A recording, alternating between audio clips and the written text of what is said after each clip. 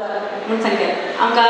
Amika Alan selling in the event, Panchaba Service, Jarulum Chigona say, Servas, Chibona say, Amka, book Kami Tegoronche, author January, Marathi, English, Konkani, Hindi, and Spanish as a author. Then Nantana.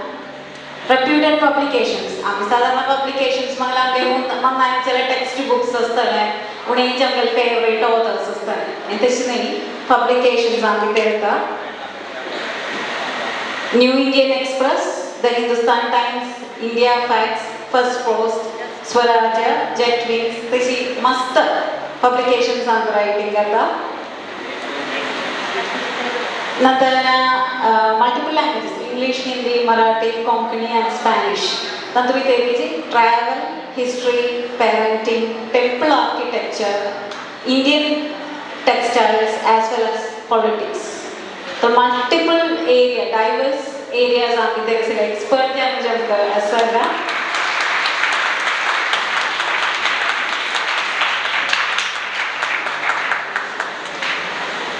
Often TV debates, television programs and content management also, plus several radio and TV shows and invited speaker. The mass communication, University of Pune, master's degree, then advanced postgraduate diploma in Spanish language and a postgraduate diploma in Indology. Ananta Leadership Fellow, a recipient of prestigious Bori Infosys Fellowship winner. Publications, 5 books already published in different languages. Then Antana currently in progress with 2 more books. She's a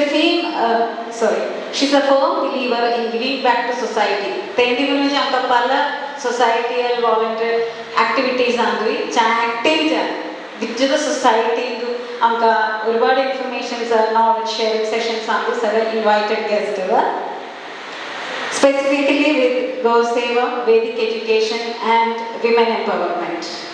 Several institutions working in these 3 areas and have arranged several fundraising for social causes.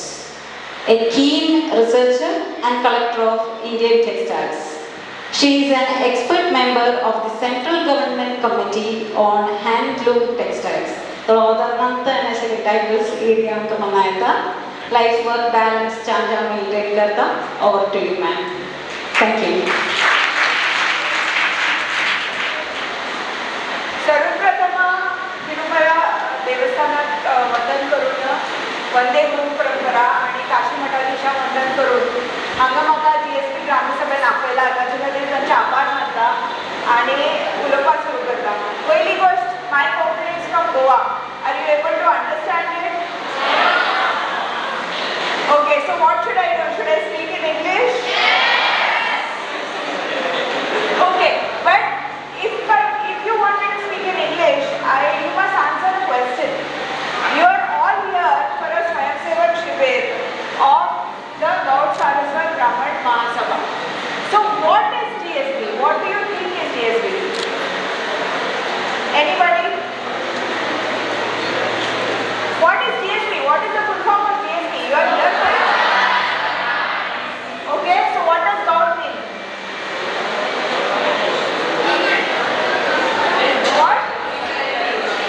Do you think it just means good and that is felicitated? What did you say? Eagle. Garuda. No, that is Garuda. Okay, what does Saraswat mean? River. Saraswati river, that's right. So, hello. So why do you think you are called Gaud Saraswat Brahmins? Does anyone know? Yeah. Our origin is from near the Saraswati river. Then our ancestors traveled from Turkey. ഓണക്കിനോ Hello. Yes. So our ancestors, our origin is from near the Saraswati river. From there, our ancestors traveled to the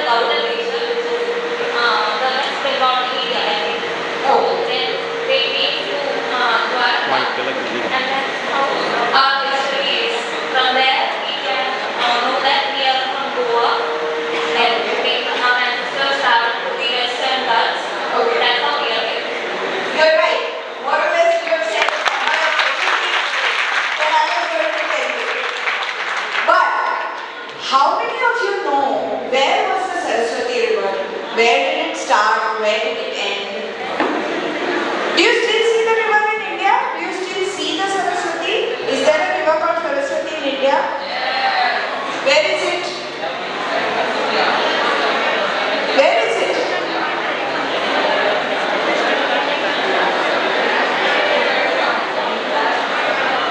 So right now, the river Saraswati is Antarvahini. You don't see it on the ground. We believe that it is flowing under the ground. It is flowing subterranean. But once upon a time, and I'm going to tell you a story. I think everybody would like to hear a Kani. So I'm going to tell you a Kani of Gaur Saraswat practice. So there was a region called Brahmavarta, which was between a river called Saraswati and a river called Drishadvati. That is where our ancestors lived. What did they do? They were scholars. They wrote and they debated on the Vedas, and they did yagyas, and they pursued scholastic pursuits. Now, where was the Saraswati river? Can anybody tell me? Where did it start? Where did it meet the sea? Anyone? Where do most rivers in India start from? Yes. So the Saraswati river also started in the Himalayas, in Uttarakhand, near a peak called Bandarkoch in today's Uttarakhand. So it was a very mighty river that flowed from the Himalayas and that met the Arabian Sea. Can anyone tell where? Where? Who said Run of Kutch? Somebody said Run of Kutch? Yes, I don't know if somebody said Run of Kutch, but it met the sea near the Run of Kutch. Where is Run of Kutch? In which Indian state of today? Gujarat, yes. And have you ever been to Run of Kutch now? Anybody been? So Run of Kutch now is a very dry area. There are salt flats there. There is no water for miles around. It's a desert. But at one point of time, that was a very fertile area where the Saraswati river met the sea.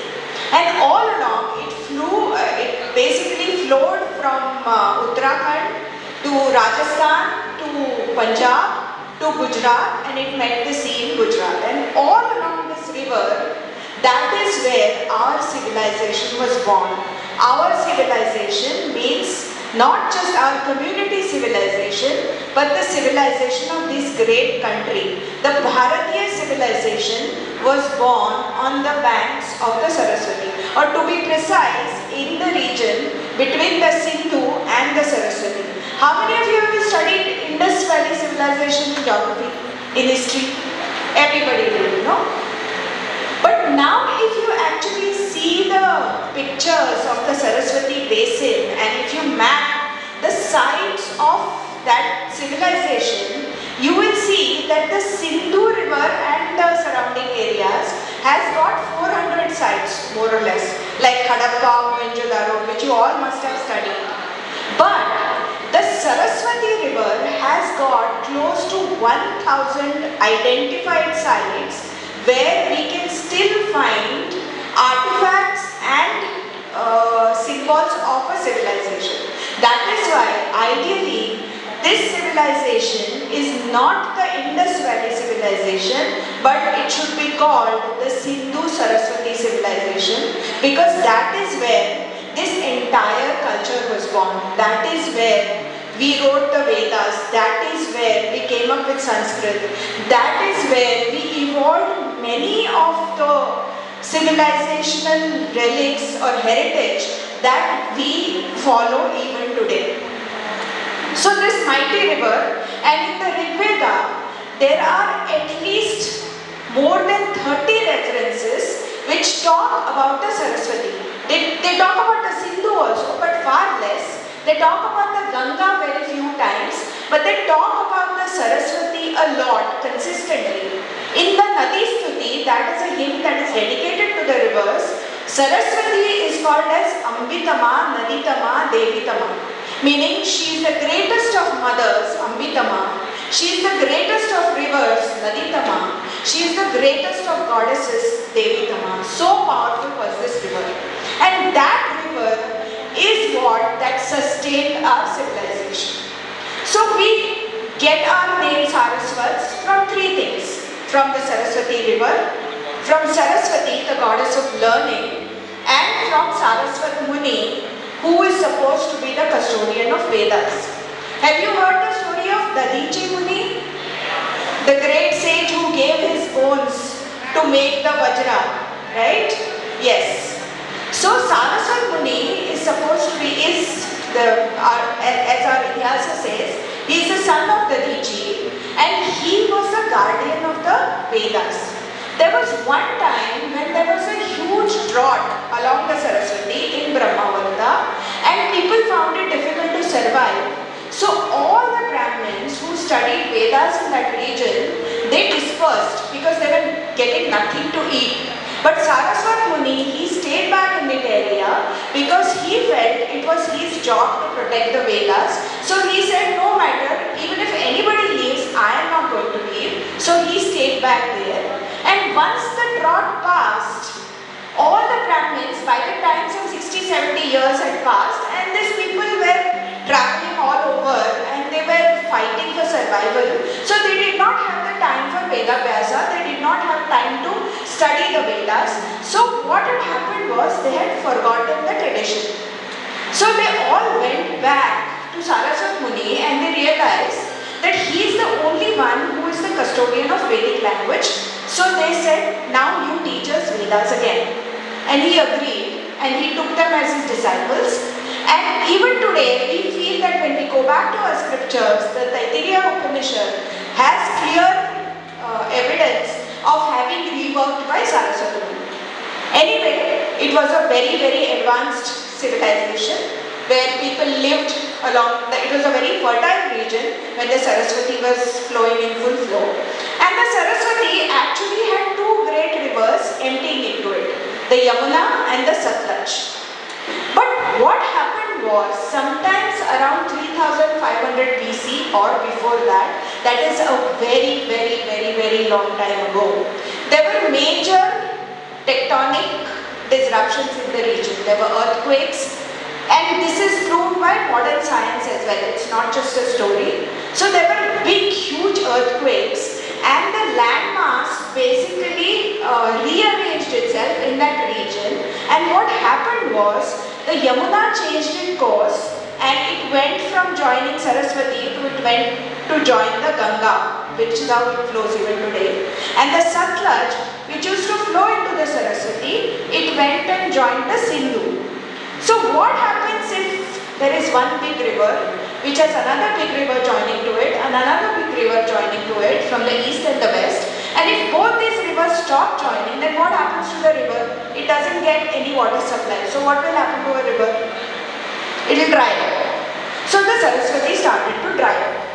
Now this happened when? This happened a really long time ago. So we have story in the Mahabharata where Lord Sri Krishna's older brother, Balarama, he did not want to participate in the war because he said that both the Kauravas and Pandavas are my disciples and I don't want to participate in this war. So while the war was happening, he went on a pilgrimage. Where did he go on a pilgrimage? He went along the Saraswati river and he went to a place called Vinashana, which is supposed to be the place where the Saraswati disappears from public view and it goes underground. And in the Mahabharata, in that Parva, there are descriptions of Balarama's travel, and there he mentions the Pushkar Lake, which is basically, if you see a map of India and if you map the Pushkar Lake, you will see that the Pushkar Lake was once the flow of Saraswati. But the Saraswati had dried up, so in parts it has become huge lakes, and because it had gone underground, people along that area, they built a lot of step wells there. And the water in those step wells, even in the deserts of Rajasthan, is still sweet today. It is still has an underground spring, and people believe that that water, those springs are more than 3,500 years old because those springs are from the Saraswati river. Anyway, As the Saraswati started to dry up, people could not live there because agriculture was not possible, they were not getting water to drink, so they started to move out. Now this did not happen one day, it was not like there was one dam and the river just dried in one day and everybody moved out. The migrations happened slowly, they happened over the ages and people moved in different directions. Some went to Kashmir, some went to UP, some went to, as she says, what is known as Trihotra, today it is known as Tirhut. It is in the region between Bihar and Bengal, which was once a part of the Videhi Janaka's kingdom. Some of them went to Gujarat, that is around Dwarka, and from there they came along the coast to the Sapta Konkans, and that is why the Konkanis are also known as Dorke, because they are supposed to have come via Dwarka. So, when they reach the Sapta Konkans is the area, the coastal area, the west coast area of Bharat, starting from the coast of Maharashtra all the way to the tip of Kerala, which is even today known as what? Parashurama Kshetra. Why is it known as Parashurama Kshetra? Anyone?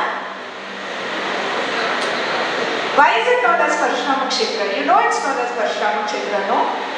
There are no wrong answers. Why is it known as Parashurama Kshetra? Because Lord Parshuram is said to have created this landmass from the sea.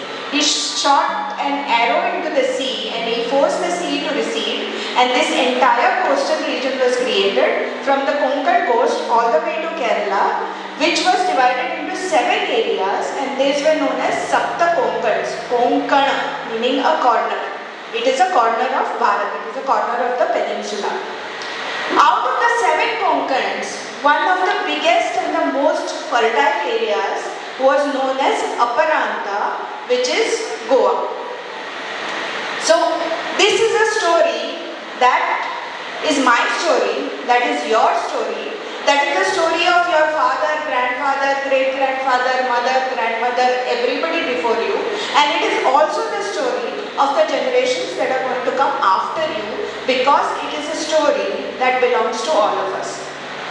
So our people came with Parshurama. Parshurama did a big yagya in Goa, and there is a place called Harmal in Goa even today, where there is a whole hill where the earth is ash colored, because they feel that it is still the bhasma from the massive yajna that Parshurama did, and he got learned Vedic Brahmins from Trihotra, that is the story, narrated in the Sayadri Khanda of Skanda Purana, and he settled them in Goa, and he said that you do this yagya for me and you can live here. And when they came to Goa from Trihotra, they brought with them their family deities, which were in the Shivalinga form, which were in the Murti form, and they established them in Goa. Now it is said that Parshurama got 96 families belonging to 10 Gotras to Goa, and they were settled, 66 of them were settled in a coastal area which is even today known as Sahasashti. You know that there is an area in Kochi, no, called Sashti Parambu, that comes from there. Sahasashti comes from Sanskrit Shakashashti, meaning 66, because there were 66 families, and 30 families settled in another area which is known as Tiswadi, meaning a region of 30. Names don't change. So even today, Goa has districts which are known as Sasashti, where the 66 families settle down, and the other area is known as Tiswadi, where the other 3 families settle down. Together, they were 96 families, and that is why all of them were collectively at one point of time known as Shahannavi, meaning Shedvi, meaning today Shenoy. So that is the backstory of the Shenoy last name. So they settled there, and they were very, very smart people. Our ancestors were very learned, they were very enterprising, and they knew hard work, they knew the value of hard work. So when they settled in Goa, which was an extremely fertile region, they settled along, there are 2 major rivers in Goa. the Zuari and the Mandavi, and they settled in small villages along the Zuari and Mandavi, and they established four important things in Goa. The first one, their family deities. The second one, they established an institution called a Grama Sabha. You just heard a nice presentation about the Grama Sabha. The tradition of Grama Sabha is at least more than 3,400 years old, because our ancestors established the Grama Sabhas in Goa, and the Grama Sabhas were like a mini democracy. They were a republic where every person staying in that village automatically became a part of the Grama Sabha, and Grama Sabha took decisions about the total land of the village. Nobody owned private property. All the property belonged to the Grama Sabha, and the Grama Sabha decided what decisions to take, how many roads to be built, how much water needs to be conserved, what are the crops that have to be taken. All of these decisions were taken in a very democratic way. So first one was family deity, Kuladevata. Second one was Grama Sabha. The third thing that the Konkanis brought with them and they protected it with their lives is the language, Konkani. Which is why even after so many years, I speak Konkani, you speak Konkani, people from Mangalore speak Konkani, people from Maharashtra speak Konkani. It is different Konkani. If I speak Goan Konkani, you will understand about 80% of it. If you speak Konkani, I will understand about 80% of it. But basic vocabulary, basic grammar, basic structure of the language is the same. And remember, they managed to hold on to this language for so many centuries despite moving from Goa to Kerala to Karnataka. They held on to the language because that language meant that the culture was really important. The fourth thing that they followed was the Guru Parampara, which again we are following even today. There were so many upheavals in the lives of the Saraswats that they needed one institution that would hold them together, one institution that would tell them the story of their migration, one institution which will guide them on spiritual matters, and one institution which basically taught them and held their hand through all these transitions. And those institutions are the four mutts of the Saraswats. Did you know that the Saraswat community has 4 mutts and Kashi Mutt is one of them? Does anybody know? So 2 of these mutts follow the Smarta tradition, that is the Advaitic tradition, that is roughly saying believe in the Shaivite tradition, you can say. And 2 of the mutts, the Kashi Mutt and the Partagali Mutt, believe in the Vaishnava tradition and believe in the Dvaita doctrine. Now that is something that we will leave for another day, but just remember that 4 mutts basically held our hands together, and these are the 4 things that the GSPs, wherever they have gone, they have held on to it. They have held on to their Kuladevatas, they have held on to their Guru Parampara, they have held on to their language, and they have held on to their Grama Sabhas. I think it's really remarkable. Through so many transitions, we have held on to it. How many of you have gone to Goa? Okay, when you go to Goa, what do you do? What? What do you do? Do you just go to the beach? So what do? You go to the temples, right? You go to the Kuladevata temples. So let's know a little bit more about the temples of Goa. Next, please. These are the temples that you are probably familiar with. These are the big temples of Tamil Nadu, the Chola temples of Tamil Nadu. And you can see that this one is a South Indian Dravida style temple. That one is a temple of Khajuraho. That is a North Indian style of temple that is known as the Nagara style. These are the temples. When you Google search ancient temples of Bharat, you will find temples that look either like this, which are in the south of India, or either like that, which are temples in the north of India. But if you see temples in Goa, you will see that the temples are completely different looking. The architecture is completely different. Why Let's find out. Next please. So this is the history of Goa that I just told you. That the Sahyadri Khanda says that Lord Parshuram shot 7 arrows in the sea. He forced the sea to recede and reclaim the land known as Sapta Konkans. And there is actually modern scientific evidence which corroborates that, and that says that there was a big seismic event which elevated land and which basically forced the sea to recede and created land, which is the Sapta Konkan. This landmass is known as Parshurama Kshetra even today, and Goa Rashtra or Gomanta or Aparanta is today known as Goa. The exact place where one of Sri Parshurama's arrow fell is in a village known as Banavali in Goa. It's called Banavali because a barn actually fell there. The Katyayani Baneshwara temple there was destroyed by the Portuguese, but the murti was taken to Avarsa in Karnataka. Next please. So as I said, Sri Parshurama performed a yagya in Harmal and donated the land to sage Kashyapa. Then they invited 96 Saraswat families for the Paurohitya of the yagya, and once the yagya was over, they settled in 2 places, 30 families in Kiswadi and 66 families in Sahasrishti, and they are the ancestors of the Saraswats of today, your, mine, everybody's. So Goa is known historically as Go-Rashtra, Govanchala, Aparanta and Gomanta, meaning there is a very strong connection of cows. Everything stems from Go. Gomanta, Govanchala, Goa.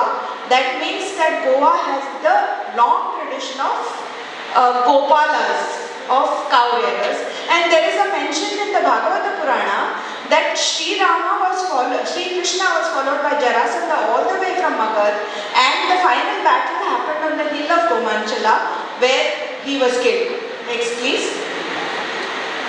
So if you look for modern history of Goa, I'm not talking about the Puranic history, I'm talking about the modern verifiable history of Goa. So this is what we see is the timeline. In the 3rd, 4th century, the Bhoja kingdom controlled Goa. After that, the Mauryas did. After that, the Chalukyas, Shilaharas, Kadambas. And for a brief while, between the 13th and 14th century, there was a very brutal Islamic attack on Goa that was led by Malik Kafur, who was the general of Alauddin Khilji's army.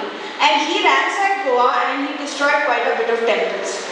So, when did your ancestors come to Kerala? That's a good question. Because they came in 3 phases. The first people who came here actually came voluntarily because they were traders and they were a part of the sea route. So they came and settled down here because at that point of time, Cochin, Alleppey and the entire coast of Kerala was a system of very thriving ports from where there was a lot of trade happening all the way to the Southeast Asia, also to Roman Empire. So they came and settled here. Then in the 13th century, when the Muslims attacked Goa and the temples were destroyed, a lot of Saraswat families also moved out because they wanted to protect their gods, they wanted to protect their culture, they wanted to protect their dharma. And because there were already people they knew who lived in this region, they moved here. So that was the second migration to Kerala. The third migration happened after the Portuguese came to Goa and they completely destroyed Goa and they started persecuting anybody who was a Hindu. Next please. So Goa has a long tradition of temple architecture. The earliest temples were basically these caves which were carved out of laterite stones. These are single cell caves and they have shivlings known as the Panchalings, which our ancestors worshipped at some point of time. Next please. Next please. Now this is the only pre-Portuguese temple that has survived in Goa because that is deep in the forest and you can see even in this photograph. This is what is known as Hemadpanthi architecture. This was built during the Yadava era, but the temple itself is a great example of Chalukyan architecture. You see temples like this in Karnataka quite a bit. This is the only pre-Portuguese era temple to survive intact, and it has a Garbhagriha, Antarala, Nandi Mandap, and There are many murtis in the Devakoshas. This is a temple that looks like the temples you see in pictures. When you search for ancient Hindu temples, this is the temple that looks like it. This is the only temple of its type in Goa. Next please. This is a closer view of the temple. Next please. This is another temple that is also typical Goan building style, because the stone available in Goa was this laterite stone, what is known as chiro. So this temple itself is built out of chiro, and the pillars that you see there are built out of stone. Next please. This is another temple, Saptakoteshwara, which was one of the earliest family deity temples to be established in Goa. There was an island called Dipavati, which is where there was a big temple of Saptakoteshwara, which was the family deity temple of several GSBs. It later on became the royal temple of the Kadambas. The Kadambas proudly called themselves as the Bhaktas of Saptakoteshwara, and the Kadambas ruled Goa peacefully for almost 350 years. So this temple was very powerful, it was very rich, it was very well protected. But this is one temple of Saptakoteshwara that is in Khandepar, and there was one bigger temple of Saptakoteshwara that was on the island of Diwar, which was destroyed twice. It was first destroyed by the Muslims in the 13th century in the attack by Malik Kafur, and it was rebuilt by the Vijayanagar kings. And after the Portuguese came, they destroyed the temple the second time, and that time the Shivling was shifted from the island of Diwar to a place called Narva, where Shivaji Maharaj built another temple after almost 50-60 years. Next please. This is the new temple of Narva. This is the temple that Shivaji Maharaj built. It will be a family deity of some of you probably. It's a family deity of lot of GSB families. Next please. So how did the temple destruction happen? How did the biggest migration of the GSBs from Goa happen? That happened because the Portuguese embarked upon a very ruthless program of religious conversions, forced religious conversions. So in the 16th century, they destroyed 900 temples in Goa in 3 districts, and the Edict of 1540 gave a lot of powers to the Portuguese government. By 1600 CE, most Hindus who did not want to convert were expelled from Goa or had immigrated. When they moved, they carried the small murtis that were there in their homes, in their personal temples, to wherever they went. They went to Karkala, they went to Mangalore, they went to Basroor, they came to Kerala, and everywhere they went, they carried small murtis of their gods, which they established in these places. And even today, you see Kuladevata temples in different places. Like there is a Mahalsa Narayani temple in Kumta. There are a lot of Kuladevata temples in Basroor. There are Kuladevata temples in Kochi also, I am told, which were brought by those families and established here, and it was built there. Now, why did they feel like moving out? Why did they feel like leaving their homes? Why did they feel like leaving their lands, their relatives, everything? Can anybody tell me? If tomorrow somebody tells you, you leave your home and giving you no option, you just pack up and next 8 days, take whatever you can and you leave. Would you do it? Yes or no?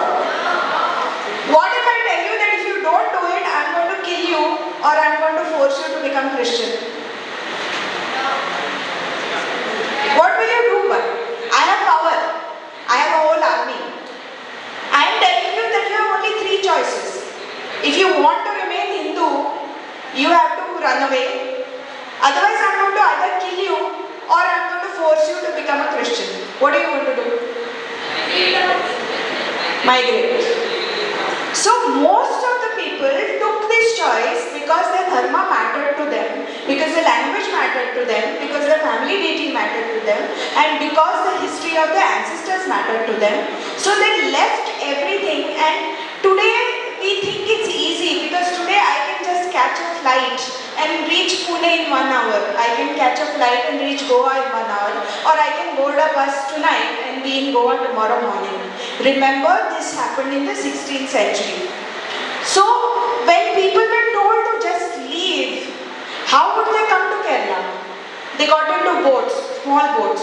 How long would it take for them to come to Kerala? No. They had sailboats. They didn't have what you have today. They didn't have machines. They didn't have boats that run on petrol. So they had only oars and they had sails. So to reach Kerala, they must have taken at least 8 to 10 days if the wind was favorable. Now, in those days, there is no guarantee whether you will reach or not. There could be storms on the sea. There could be pirate attacks. You could be killed on the sea. You would never know whether you're going back to Goa or whether you're going to see your relatives again, whether you're going to see your family again. Everything is darkness. But you're still making the choice because your dharma matters to you, because you want to be able to speak Konkani, because you want to be able to wear the namam, you want to be able to be called by a Hindu name, so you make that choice, you get into that boat. What do you have? You have no money, your land, all your resources you have left behind in Goa, you have nothing. You probably have just some gold that you managed to save and you get into this boat. You don't know whether you're going to survive or not. You don't know whether you're going to reach or not, but it's a blind leap of faith that you take. You get into a boat. Okay, after 8 days, some of you probably are in a boat and that boat sinks and nobody hears of you again. But some of you manage to reach some place. You don't know where you have reached. You don't know what language the people there are speaking. You don't know whether they will welcome you or not. So how do you start a new life? Imagine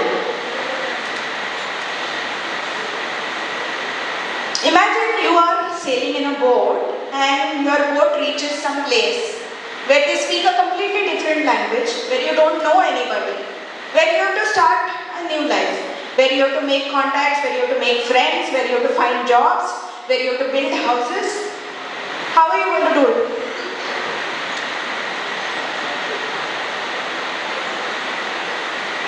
How are you going to do it? You'll just go to a government office and register for a job. You'll go to an employment exchange. What will you do? What will you do? Come on, use your imagination. What will you do? What? But who will teach you that language? What? No, you already have your own language. You have Konkani. You already have your own language. You have Konkani. There are 50 of you in a boat. You land up in Kerala. You don't know Malayalam. You know Konkani. Everybody around you speaks only Malayalam. How are you going to tell them that you want a job? How are you going to tell them that you're thirsty? How are you going to tell them that you're hungry? Okay, you'll do it by sign language. How are you going to tell them that you need a job?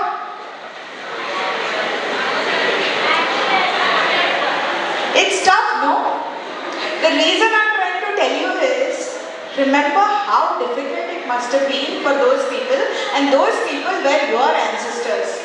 The reason why you are sitting here today, in this hall, in this nice AC hall, where there are so many of us feeling safe, the reason why you all are here, you are going to good schools, getting good education, we are all happy, we are all well-fed, we are all successful, we are all rich, is because somebody sacrificed a lot for that.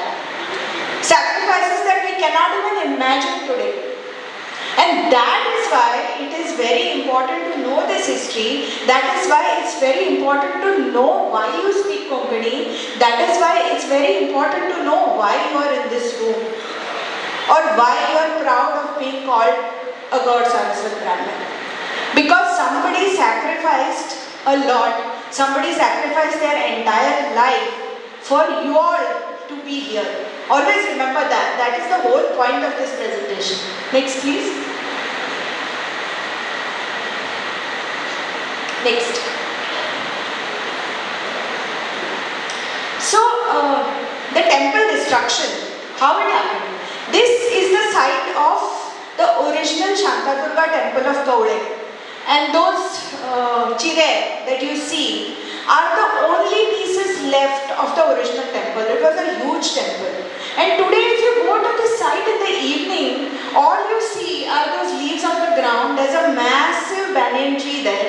and those few chire. And they tell you a sad story. They tell you a story of a temple that was extremely rich, extremely beautiful, extremely huge, that was destroyed.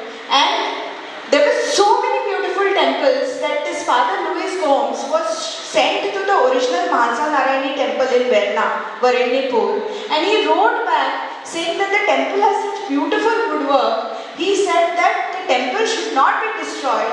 He says that just take out the murti from there and turn that building into a church. But there was a very fanatical captain of Raichur called Taigo Fernandez who went and destroyed that temple anyway. And the murti was taken to Mardor, where the Mahalsa temple exists today. Next please.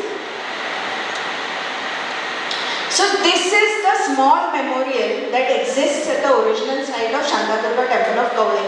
Do any of you have Shantaturga of Kaule as your family deity? Raise your hands. Nobody?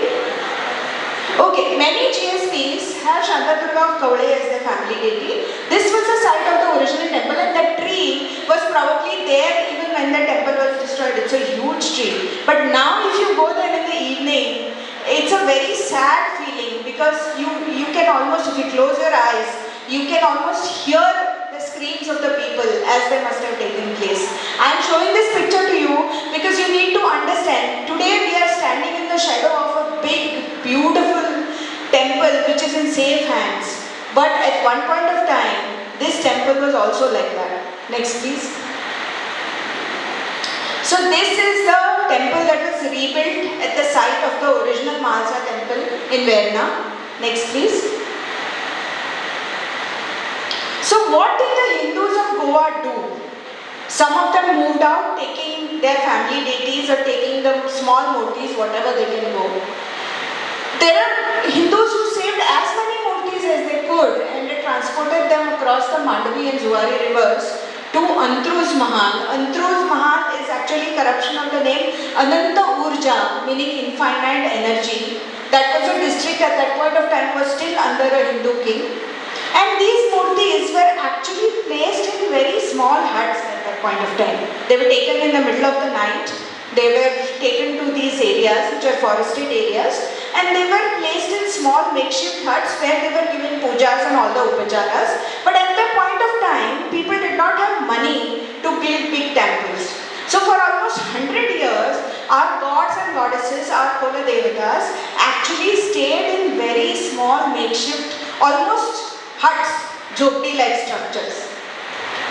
Then what happened was only in the second of the 17th century did the northern shore of Mandavi come under Maratha control, and as Shivaji Maharaj became more powerful and as the Peshwas became more powerful, the fate of the Hindu temple started changing for the better. They got more money, they got more land, and the Saraswats who had migrated outside Goa by that time, particularly the ones that had migrated to Maharashtra, they became very powerful sardars in the courts of the Peshwa, in the courts of the Sindhyas, in the courts of the Indore court. They had money, they had political power. So they could actually buy land in Goa and build big temples for their family deities which exist even today. So villages of Mangeshi and Madhaur were donated by the Peshwas for the building and maintenance of Mangesh and Mahalsa temple. Next please. This is the Shantaturga temple. You remember the earlier photographs that I showed you? The same goddess. It's the same goddess. This is a new temple which was built in the 18th century and this temple is in Fonda Mahal even today. Next please. This is, can anyone recognize? Very famous temple of Goa. Mangeshi. Next please. This is the Mahalsa temple. This is my family deity, Mahalsa Narayani. Next please. This is another very, very beautiful temple of Goa. This is a Narsimha temple of Neyveli. And if you can see the roof, what you see are not tiles. They are copper tiles.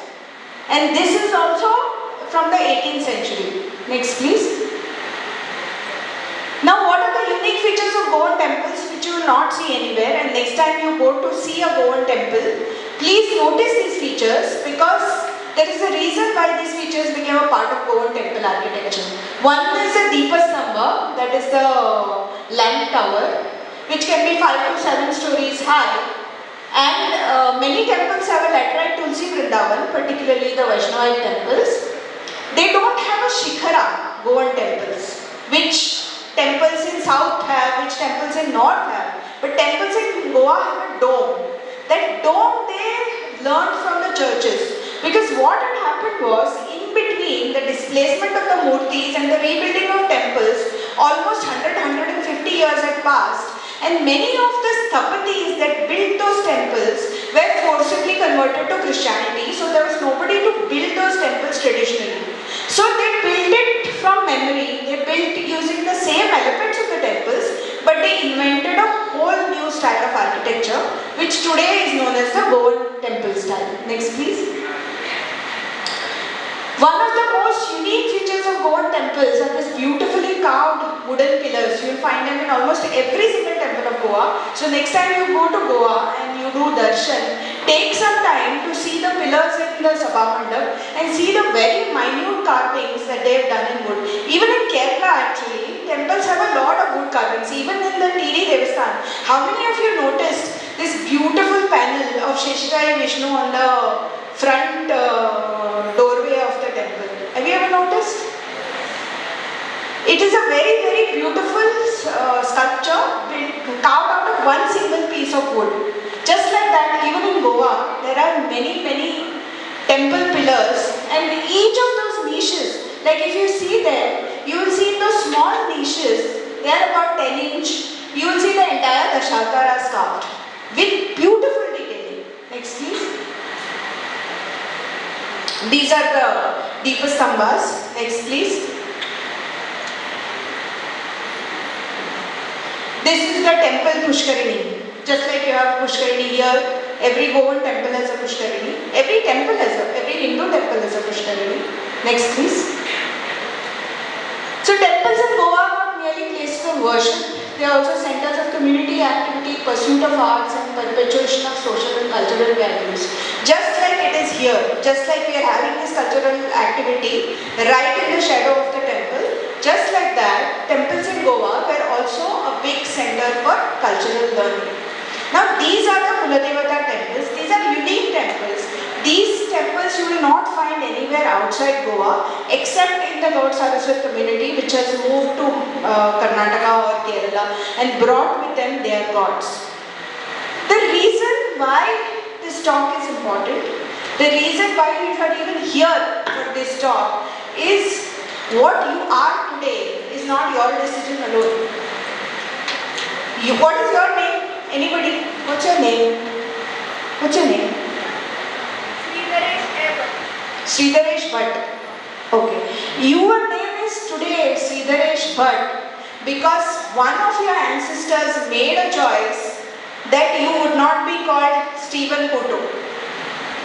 He made that choice to not get converted, and because of that he came to Kerala. Many generations have passed, but you are who you are today because of that choice made by that person against great odds. That is the sacrifice you should remember, that is the sacrifice you should tell yourself, and this is why it is important to know this history. You will ask me, and you have every right to ask, this happened in the 16th century. Why are we talking about it now? Now we are happy, now we are well settled, now we are all doing great, we are having great careers, we are doing very well for ourselves. Our community did not ever play the victim card like Nangopal ma'am said yesterday. So why do we even need to know? It's not necessary, let it be. Really? Because if we don't remember history, if we don't remember what happened to our ancestors, history keeps repeating itself. The Saraswat Brahmins of Kashmir also belong to the same lineage that we belong to. We came here, they went to Kashmir. What happened to them? What happened to them? They were thrown out of Kashmir, not 100 years ago, not 200 years ago, not 400 years ago. They were thrown out of Kashmir 30 years ago, in the 1990s. Heard about that? Because they forgot. That is why it is is important to know your history, that is why it is important to know your heritage, and that is why it is important to know that the four things that our ancestors protected with their lives, their institution called Gram Sabha, their Grama Devatas, their Kuladevatas, their Guru Parampara, and their language. It is our responsibility to make sure that this legacy is carried forward to the future generation, which is why it is important for you to know this. Thank you. Any questions?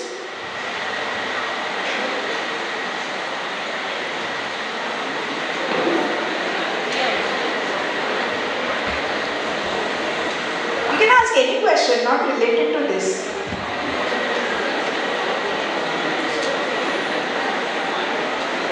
No question?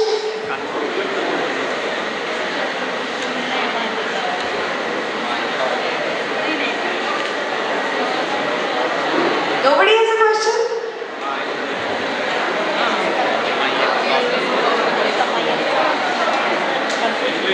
Okay, either the talk was very good or very bad. I don't know what was it.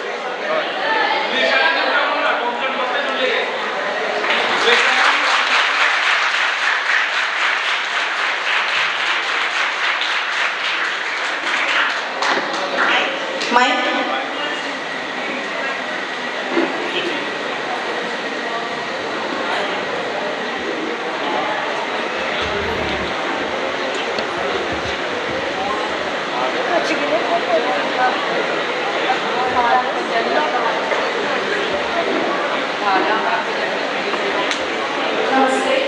Namaste. This is a general talk which I have, not related to this talk.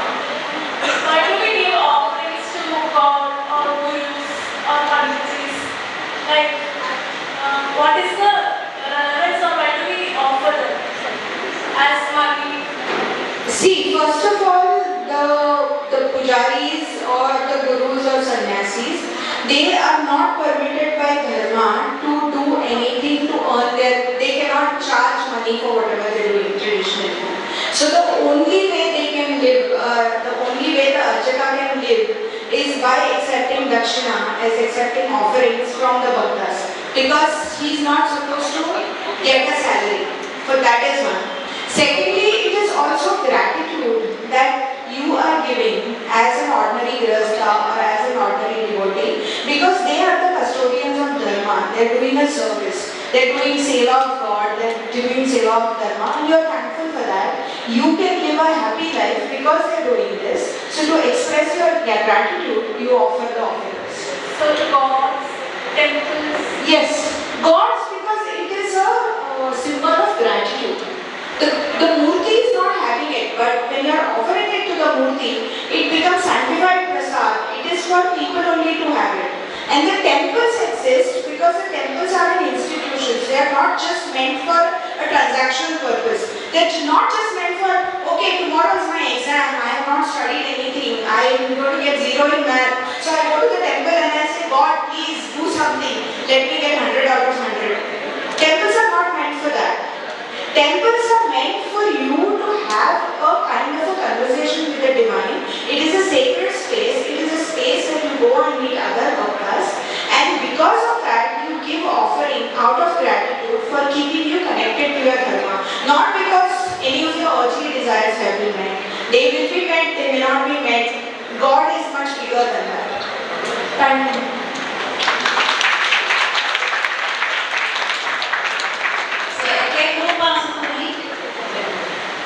Question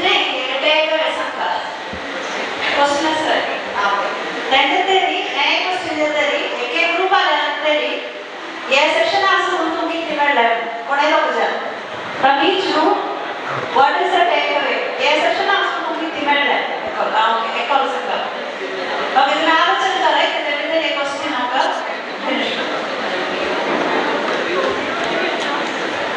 Namaste, ma'am.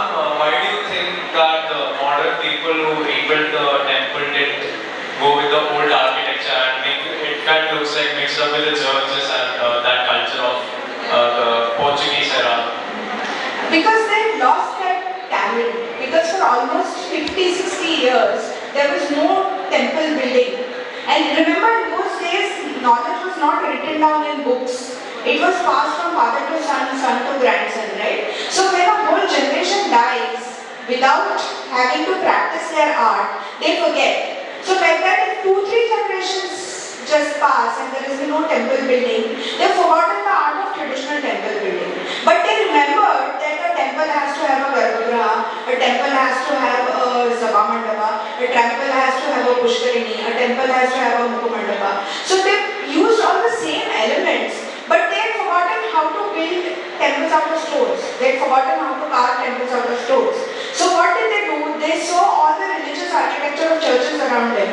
They took some elements from there, like the Gumad, but they also had the same original elements of the temples. So all the temples will have a garbhagriha, all the temples will have a antarala, all the temples will have a sabha mandapa, but it's just that it's presented differently. That happens because of that gap, time gap that is passed. So as a person from Goa yourself, have you ever felt that we go back to our ancient cultures and the architecture we had?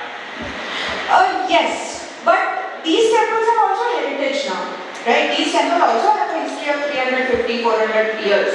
But now there are actually architects in Goa which are rebuilding new temples. They're not touching these temples, but they're rebuilding new temples using very traditional architectural styles. So there is a guy called Sadle who is doing a lot of experiments in traditional temple building. So he has built a couple of temples in the original style with stone lock and key technique. So it is happening.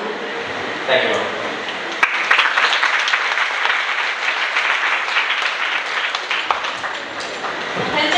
First. Question? Time. Yeah, my other time personally. Okay. Takeaways. First, Sangadayam. First, what is the take? A session also command. A person. No.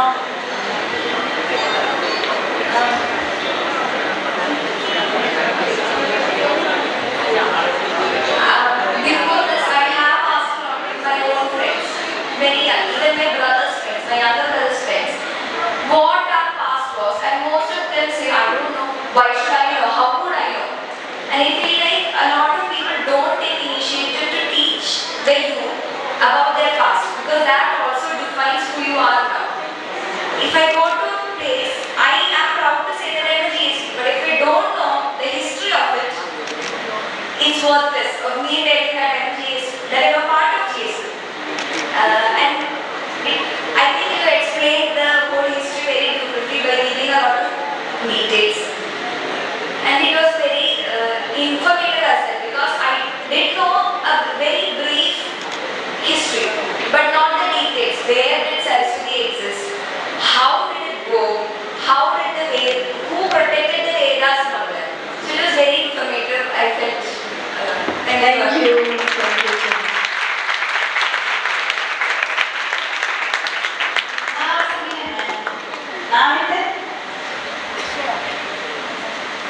Shreya is coming.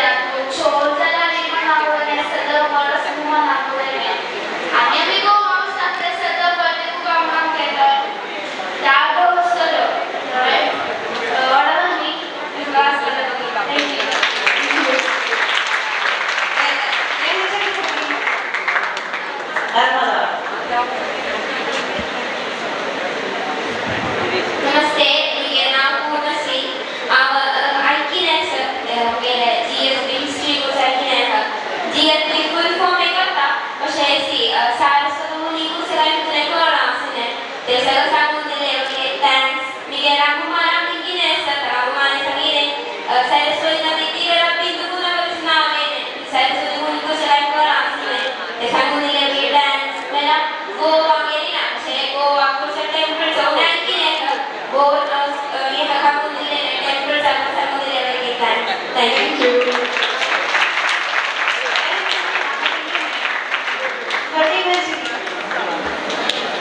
सिंधुटी मासूम बोलता है volunteers.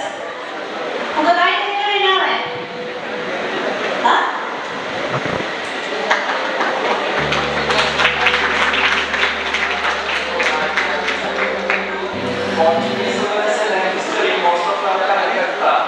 But towards before that, when actually civilization history, more than informative I would suggest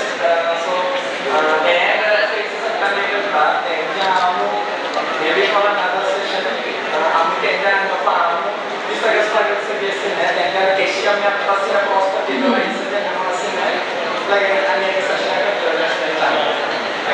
Thank you.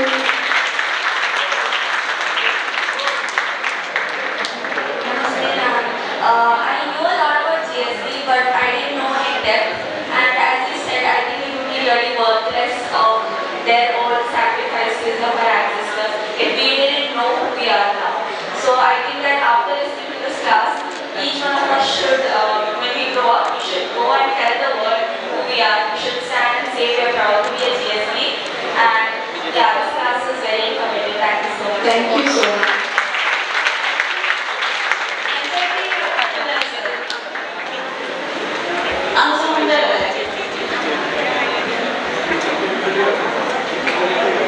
My name is Suresh. Si Pangka Panema kisah semuanya kami tiada ini untuk semuanya. Kerja pani yang bawa cari kalau selalu kondisi jalan yang sama sangat rasa. Mungkin masalah terus ya cakap masalah terus. Thank you.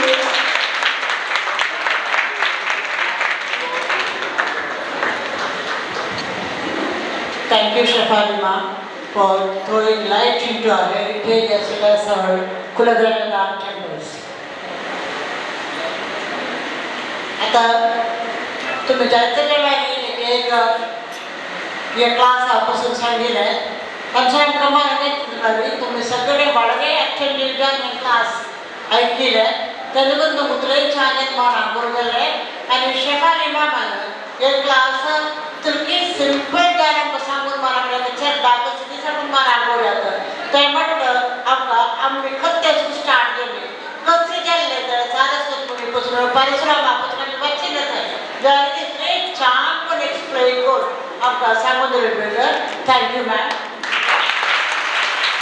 आणि next time तुम्ही गोवा वचून आठवडे आता ma'am सांगितलं म्हणून कुलदेवा वताई आम्ही करून चर्चो वताई गोवा वता बीच बीच चर्चा त्यात मुख्य मग कुलदेवा जाते अम्मा पाव वताई तिकडे वताई नेक्स्ट टाइम नेक्स्ट टाइम वचून आठवडे बीच हो जाऊका बीच प्लस या देवळाकडे वचून आठवडे आमगे कुलदेव बाकी कुलदेवाकडे म्हणजे आर्किटेक्चर सगळं कल्याण वर्क ते बरे ಸ್ವಲ್ಪ थोडा टाइम मध्ये माना कोरका ते तुम्ही नेक्स्ट जनरेशनाका पास ऑन कोरका कसले सिटी गेले नेक्स्ट जनरेशनाका पास ऑन कोरका तेदा तशा खाली मानसिंग आमगे अँसेस्टर्स आणि तिगेले आता संशय झाला का त्याला सिरपे नसते मल्याळम बोलते आणि तिगेले नसताने कसली तरी कम्युनिटी केले नसते म्हणा त्यामुळे तीन कवर कात आमका मागला चुका त्या सगळ्या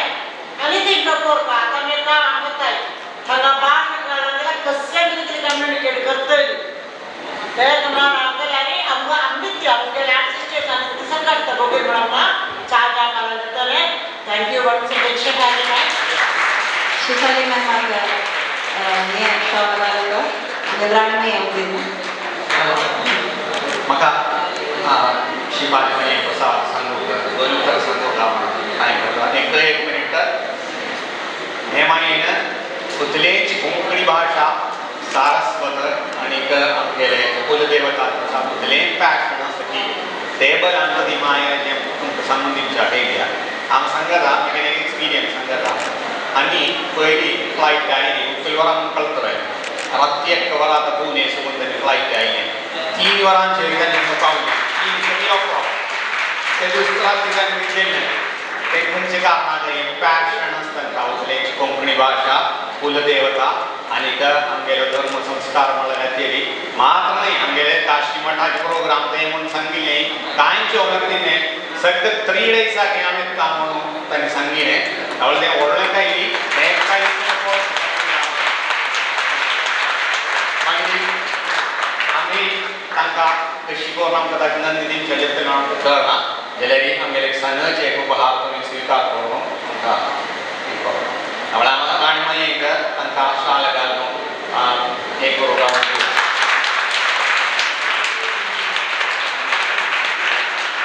मंजुळा मोमेंट ऑफ इंस्पिरेशन